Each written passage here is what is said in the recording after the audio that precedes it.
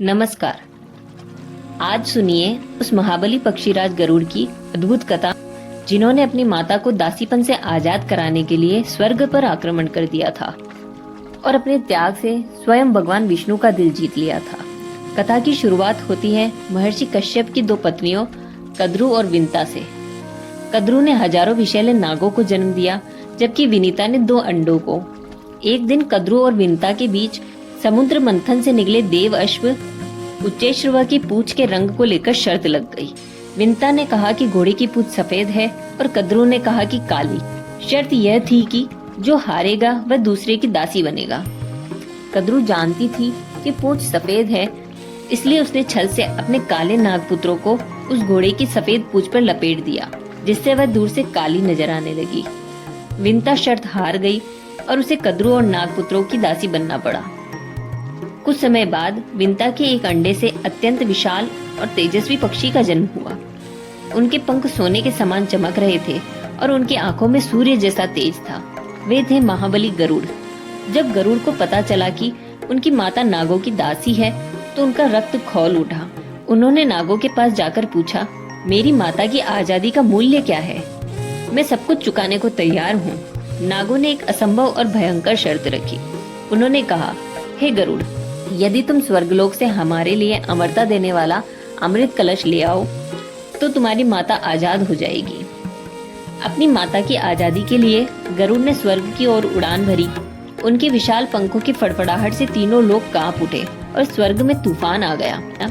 देवराज इंद्र ने अपनी पूरी सेना और वज्र लेकर गरुड़ को रोकने का प्रयास किया, लेकिन गरुड़ के तूफानी वेग के सामने कोई देवता टिक नहीं सका। उन्होंने देव सेना को तिनकों की तरह उड़ा दिया। अमृत कलश तक पहुंचने के रास्ते में देवताओं ने भयंकर आग जला रखी थी। गरुड़ ने कई नदियों का जल अपने मुख में भरकर उस आग को बुझा दिया। उसके आगे एक तेज घूमता हुआ धारदार चक्र था और 2 भयंकर विषैले सर्प कलश की पहरेदारी कर रहे थे। गरुड़ ने तुरंत अपना आकार बहुत छोटा किया, उन सर्पों की आंखें फोड़ी और तेज घूमते चक्र के बीच से निकलकर अमृत कलश अपने पंजों में उठा लिया।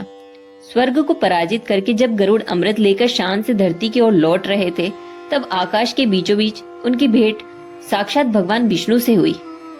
श्री हरि गरुड़ की निष्ठा और संयम देखकर अत्यंत प्रसन्न हुए। भगवान विष्णु ने कहा, हे गरुड़, तुम्हारे हाथों में अमृत का कलश है। तुम चाहते तो स्वयं इसे पीकर अमर हो सकते थे, लेकिन तुमने इसे छुआ तक नहीं। मैं तुम्हारी मातृ भक्ति और इस निस्वार्थ भाव से प्रसन्न हूँ। मांगो, क्या वरदान चाहिए? गरुड़ ने हाथ जोड़कर कहा, प्रभु, यदि आप प्रसन्न हैं, तो मुझे बिना अमृत पिए ही अमरता और अजय होने का वरदान दे। विष्णु जी ने तथास्तु कहकर उन्हें अमर कर दिया। तब कृतज्ञ होकर गरुड़ ने भगवान विष्णु से कहा, प्रभु, आपने मुझे मनचाहा वरदान दिया, तो आप भी मुझसे कोई एक वरदान मांग लें।